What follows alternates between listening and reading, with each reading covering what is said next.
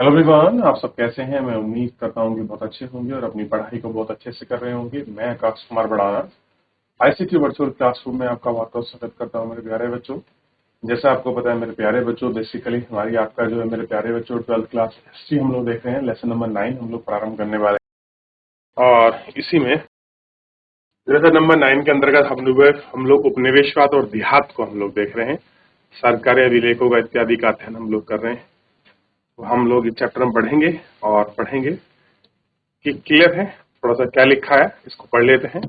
क्या कहना चाह रहा है चैप्टर हमारा, थोड़ा सा इसको देख लेते हैं। कह रहे इस अध्याय में आप ये देखेंगे कि औपनिवेशिक शासन का अर्थ उन लोगों के लिए क्या था जो देहात में रहते थे। इस अध्याय के माध्यम से आप बंगाल के जमींदार से मिलेंगे, राजमहल की पहाड़ियों की यात्रा करेंगे, पहाड़ियां और संथाल लोगों, फिर भी दक्कन की ओर आगे बढ़ेंगे। क्या आपने देखा होगा कि ईस्ट इंडिया कंपनी देहात में अपना राज कैसे स्थापित करेगी, अपने राजस्वामी नीतियों का क्रियान्वयन करेंगी और विभिन्न वर्गों के बीच इन महानीतियों का क्या मतलब था, उन्हें रोजमर्रा की जिंदगी कैसे बदल गई। यानी कि सरकार द्वारा लागू के कानून के जनाधार के लिए उनके पास परिमाण होंगे और कुछ हद तक यह निर्धारित करती है कि उनके कानून के परिमाण स्वरूप कौन है, भवन धनवान है, गरीब पतन, इन सब के बारे में देखेंगे, गुजर बसर देखेंगे और पैसे की जरूरत पड़ती है, ये सब देखेंगे। और आप देखेंगे लोगों का कानून पालन करना मजबूर होते हुए कानून का विरोध करेंगे। इनको समझने और जानने की प्रक्रिया को देखेंगे और आप उन स्रोतों के बारे में भी जान पाएंगे जो हमें इन इतिहासों के बारे में बताते हैं और इन समस्याओं के बारे में इतिहासकारों के सामने संबंधित उपस्थित होते हैं और अभिलेख और सर्वेक्षण की इन सारी चीजों को हम लोग इसमें गौर करके देखेंगे। चलिए चैप्टर में आगे बढ़ते हैं और सबसे पहले हम देखते हैं बंगाल और वहां के जमींदारों को हम देख रहे हैं। जैसा कि आप जानते हैं कि उपनिवेश शासन में सर्वप्रथम बंगाल में स्थापित किया गया था। तो सबसे पहले सर्वप्रथम अंग्रेज ने अपना अगर कुछ स्थापित किया है तो वो बंगाल में स्थापित किया। यह वही प्रांत था जिसमें सबसे पहले ग्रामीण समाज को पुनर्व्यवस्थित करने और भूमि संबंधी अधिकारों की नई व्यवस्था की एक राजस्व प्रणाली स्थापित करने का प्रयत्न किया। आइए देखते हैं कि कंपनी शासन में प्रारंभ में बंगाल में क्या थी। वर्धमान में क्या की गई नीलामी की घटना थी। सन 1797 में वर्धमान यानी कि आज के वर्धमान में नीलामी की गई और यह एक बड़ी सार्वजनिक घटना थी।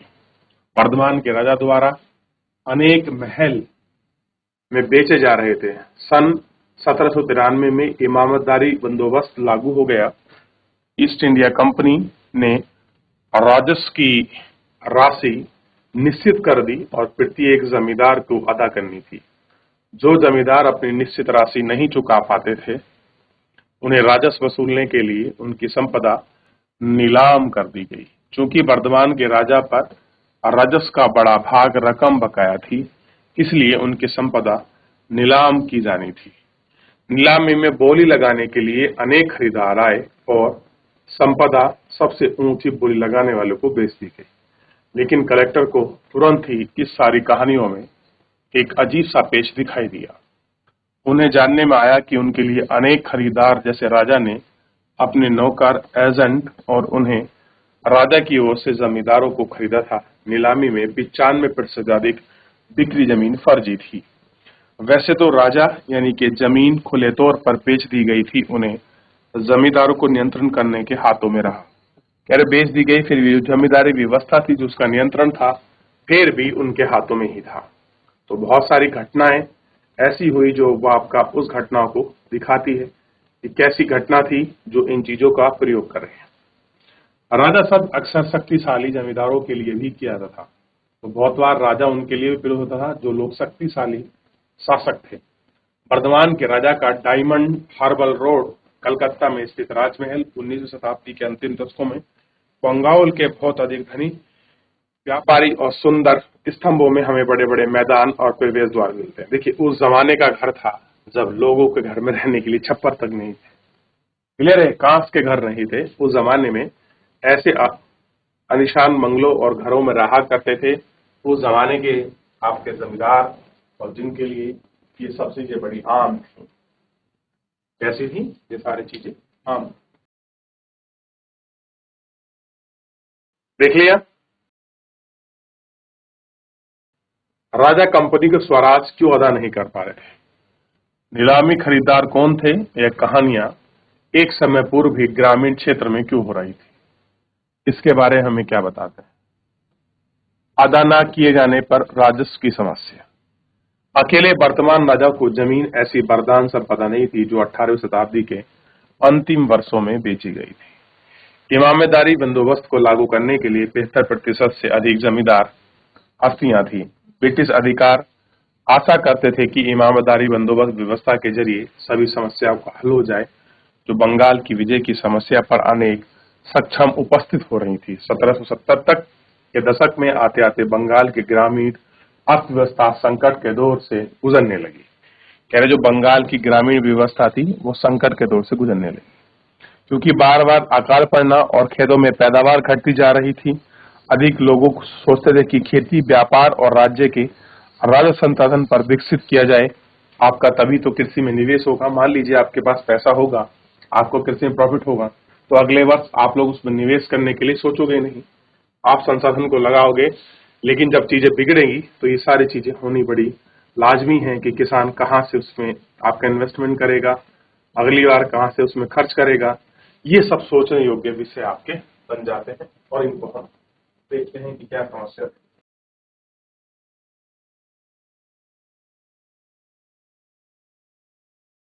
देख लिया। तभी ऐसा किया जा सका जब संपत्ति का अधिकार प्राप्त कर लिए गए तो राजस्व की मांग की दरों को स्थायी रूप से तय कर दिया गया। यदि सरकार का राजस्व मांग स्थायी रूप से निर्धारित कर दी गई, तब ये कंपनी राजस्व की नियमित प्राप्ति करने की आशा करेगी। उद्यम कर्मियों को पूंजी निवेश का एक निश्चित लाभ कमाने की उम्मीद में रख सके, क्योंकि राज्य अपने दावे की वृद्धि करने के लिए राशि नहीं छीन सकेंगे।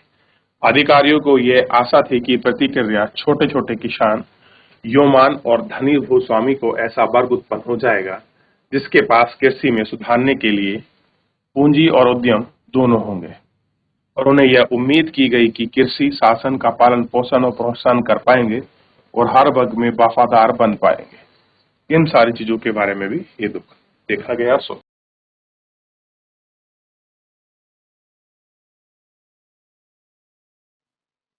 लेकिन समस्या को पता लगाने के लिए वे कौन से व्यक्ति हैं जो कृषि में सुधार करने के साथ साथ राज्यों को निर्धारित राजस्व अदा करने का ठेका ले सकेंगे। कंपनी अधिकारियों के बीच परस्पर लंबे वाद विवाद के बाद बंगाल के राजा और तालुकदारों के इमामदारी व्यवस्था को लागू किया। उन्होंने जमींदार के रूप में वर्गीकृत किया, उन्हें सदा के लिए एक निर्धारित राजस्व मांग करने की अदा की।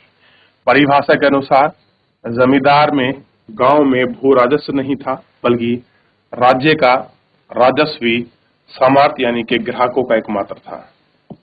जमींदार के नीचे अनेक गांव होते थे। कंपनी के हिसाब से जमींदार के भीतर आने वाले गांव मिलकर एक राजस्व संपदा के रूप में लेते थे। कंपनी समस्त संपदा की कुल मांग निर्धारित करती थी।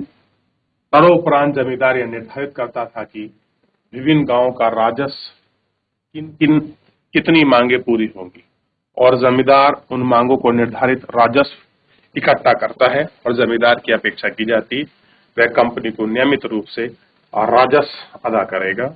यदि ऐसा नहीं करेगा तो उनकी संपदा नीलामी की जा सकती है। जो उनकी संपदा है वो क्या हो जाएगी, नहीं तो वो आपका नीलाम की जा सकती। क्लियर है?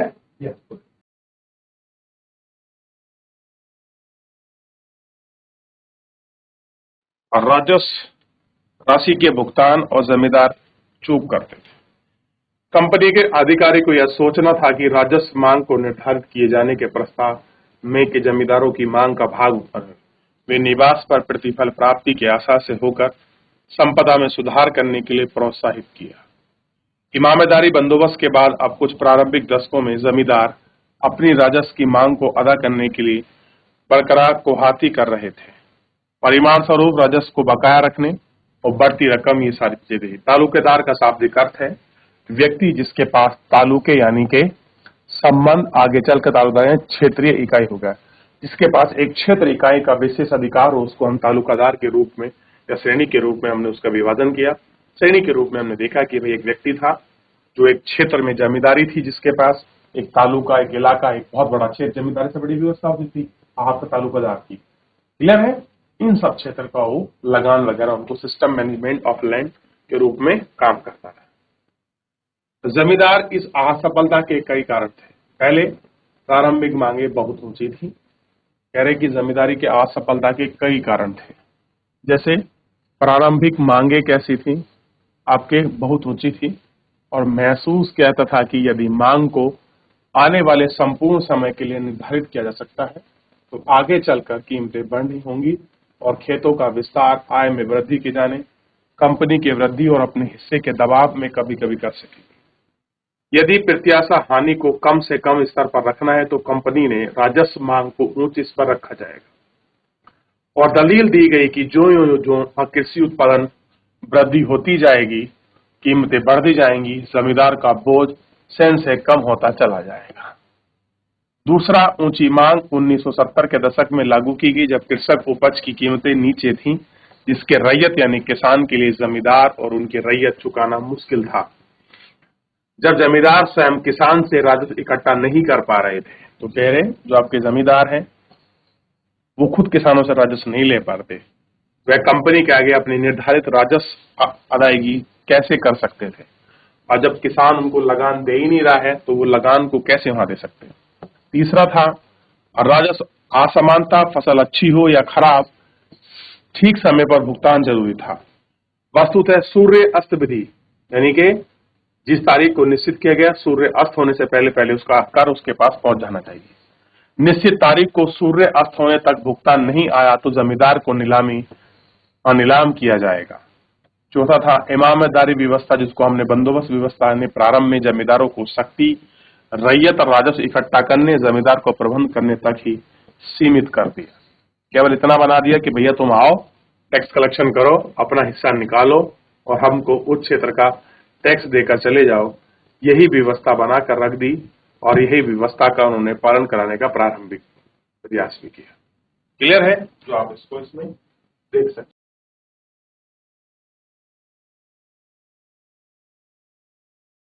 आगे देखें, चलिए आगे बढ़ रहे हैं। कंपनी जमींदारों को वहां पूरा महत्व तो देती थी पर उन पर नियंत्रण और विनियमित करना, उनकी सत्ता को अपने बस में रखना और उनकी स्वायत्तता को सीमित करना भी चाहती थी।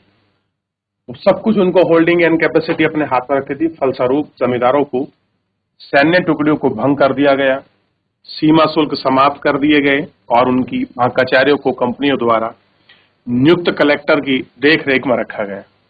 जमींदारों से स्थानीय न्याय, स्थानीय पुलिस की व्यवस्था की शक्ति छीन ली गई। पहले उनके पास स्थानीय न्याय की जिम्मेदारी थी, स्थानीय जो पुलिस है उनकी शक्ति थी, वो सब छीन लिए गए। समय समय के साथ कलेक्टर का कार्यकाल सत्ता के एक वैकल्पिक केंद्र के रूप में उभरा।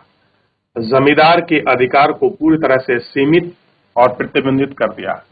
तो जमींदार के अधिकार को अगर किसी ने छीन लिया तो कलेक्टर ने। राजस्व संबंधी मामले बाद विवाद में आप कलेक्ट्रेट में जा सकते थे, आप न्याय के लिए जा सकते थे।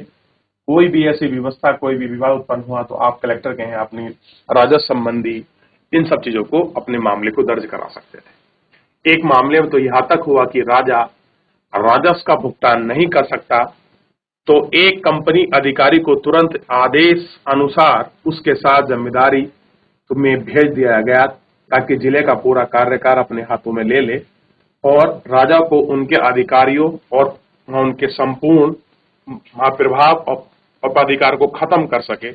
और ये आपका सर्वाधिक शक्तिशाली कदम था। तो ऐसे बहुत सारे कदम, बहुत सारी चीजें वहां पर उठाई गई जो हमको यहाँ पर हमको इसमें देखने के लिए मिला। क्लियर है? राजस्व इकट्ठा करने के समय जमींदार एक अधिकारी, जिसे आमतौर पर अमला कहते थे, और अमला यानी कि राजस्व इकट्ठा करने वाले जमींदार अधिकारी, अमला यानी कि अमीन कहा गया। और इसका काम क्या था? राजस्व इकट्ठा करना। एक गांव में आता था, लेकिन राजस्व संग्रहण एक पारिवार्षिक समस्या थी और कभी कभी फसल खराब और नीची कीमतों के कारण ही वहां किसानों के लिए अपनी देयता राशि का भुगतान करते थे और ये बहुत कठिन हो जाता था। और कभी कभी ऐसा होता था कि रैयत जानबूझकर भुगतान में देरी कर देते थे। धनवान रैयत और गांव के मुखिया जोतकार और मंडल और जमीन को परेशानी देखकर बहुत खुश थे, क्योंकि जमींदार आसानी से उन पर अपनी ताकत का इस्तेमाल नहीं कर सकते थे। जमींदार बाकीदारों के मुकाबले चल सकता था, मगर न्यायिक प्रक्रिया लंबी होती थी। 1798 में अकेले ही बरदान जिले में ही राजस्व भुगतान का बकाये से ही इतने रुपए से इतने तक का अधिक मामला लंबित था, यानी कि 3 लाख आपके 30,000 का मामला आपका लंबित था। क्लियर है? आप देख सकते ठीक। तो बड़ा कारण बना उस जमाने में ये सारी चीजें, ये सारी व्यवस्था, अमीन, राजस्व वसूलना, कंपनी को पूरा महत्व देना, वो किस स्थिति से कार्य कर रही थी, कैसे कैसे था, उनके सीमित संसाधन कलेक्टरों के पास पड़ते, उनके अधिकार, ये सारी चीजें कुछ ना कुछ तय करती थी और बता रही थी, नई व्यवस्था की ओर वो संकेत दे रही थी, इस व्यवस्था की ओर ये बढ़ते। क्लियर है? आप इनको देख सकते।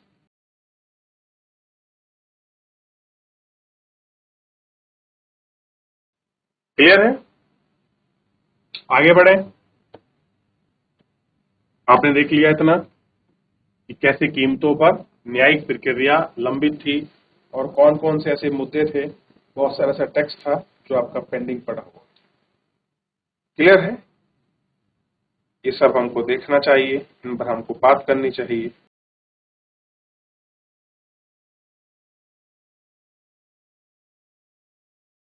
चलिए आगे बढ़ जाए। चलिए अब देखिए, हो गया। अब जोतकार का उदय, अब जो जोत रहे थे, जो जोतकार थे, उनका उदय हो रहा है।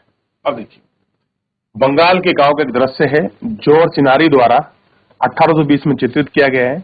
चिनारी भारत में 23 वर्ष तक रहे। उन्होंने इस दौरान अनेक चित्र बनाए जिसमें आम लोगों के जनजीवन से संबंधित थे, जिन्होंने आपका भूदृश्य, विशिष्ट व्यक्तियों, विशाल भवन, चित्रकार, इन सब की आकृति और बंगाल के घर का एक चित्र के रूप में जोतदार किसान और साहूकार के घर को भी दिखाया गया है। बहुत सारे घर का उन्होंने चित्रांकन किया है, बहुत सारी चीजों को उन्होंने चित्रावली में रचित और उन चीजों को दिखाने और उनको बनाने का प्रयास भी किया है कि भाई किस तरीके की ये सब बारी व्यवस्था थी, ठीक, जो आपको दिखाई देगी। तो ऐसे ही बहुत सारी चीजों को दिखाया गया है। ये हैं चार्ल्स लॉर्ड कॉर्नवालिस, और इन्होंने 1785 में थेमस गोमस द्वारा चित्रित है ये। और कॉर्नवालिस को ब्रिटिश सेना का कमांडर थे।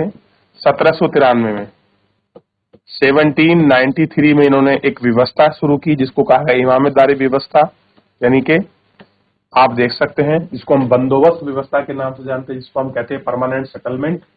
परमानेंट सेटलमेंट जैसी व्यवस्था को लागू करने का श्रेय लॉर्ड कॉर्नवालिस को जाता है। और ये हम कॉर्नवालिस सिरेविस के रूप में हम लोग इनको देखते हैं कि ये कॉर्नवालिस सिरे है। क्लियर है? तालुकादार का शाब्दिक अर्थ इत्यादि, इन सब चीजों को हम लोग देख चुके हैं, क्या मतलब है, क्या मीनिंग है इनके, किस तरीके से हम इनको समझ सकते हैं। आइए थोड़ा सा आगे बढ़ रहे हैं और इनको हम आगे बढ़ के देख रहे हैं। अब देखिए, जोतदार का उदय 18वीं शताब्दी के अंत तक, यानी कि 18वीं शताब्दी अंत हो चुकी है, 19th की शुरुआत है, में अनेक जमींदार संकट की स्थिति से गुजर रहे थे। अब कारण क्या था संकट की स्थिति से गुजरने के लिए? दूसरी ओर धनी किसानों ने कुछ समूह गांव को अपनी स्थिति मजबूत किए जा रहे थे। फ्रांसी बुकान के उत्तरी इलाकों में दिनकुजा जिले में सर्वेक्षण में धनी किसानों के वर्ग में जिन्हें जोतकार कहा गया, तो जो धनी किसान वर्ग थे उनको क्या नाम मिला? जोतकार, जोतदार कहा गया। अच्छा, हमें बहुत सारे विवरण जो है इसमें देखने को मिले। विवरण दिखाने को मिलता है कि 19वीं सदी के प्रारंभिक वर्षों के आते आते जोतदारों ने जमीन के बड़े बड़े रकबे और कभी कभी कई हजार एकड़ में फैले अर्जित किए गए स्थानीय व्यापार और साहूकार को कारोबार पर भी नियंत्रण था। इस प्रकार वे उस क्षेत्र के गरीब और काश्तकार पर व्यापक शक्तियों का प्रयोग था। कैसा था? जो व्यापक है उनका काश्तकार का प्रयोग था। ये सारी चीजें हम इसमें देखेंगे। जमीन में काफी हद तक बड़ा हिस्सा था। अधिकारों को बरगदों के माध्यम से जोता गया और खुद हल लाते थे और मेहनत करते थे। फसल के बाद उन्हें उपज का आधा हिस्सा जोतदार को दिया करते थे। ठीक, तो ये सारी स्थिति, ये सारी चीज, जोतदार मतलब मेहनत करेंगे, फसल आएंगे, उगाएंगे और आधा हिस्सा अपना उनको देते। क्लियर है? तो ये सारी चीजें हमने इस लेक्चर में जानने का प्रयास किया, देखने का प्रयास किया कि आखिर में आपका जो परमानेंट सेटलमेंट की व्यवस्था के दौरान जमींदार, जोतकार, समूहकार, किसान लोग और अंग्रेजी शासन व्यवस्था और कलेक्ट्रेट के माध्यम से क्या संबंध, क्या क्या चीजें थी, इनको जानने का और आपको देखने का प्रयास किया। फिलहाल मेरे प्यारे बच्चों, आज के इस लेक्चर में इतना ही। मिलेंगे नेक्स्ट लेक्चर में।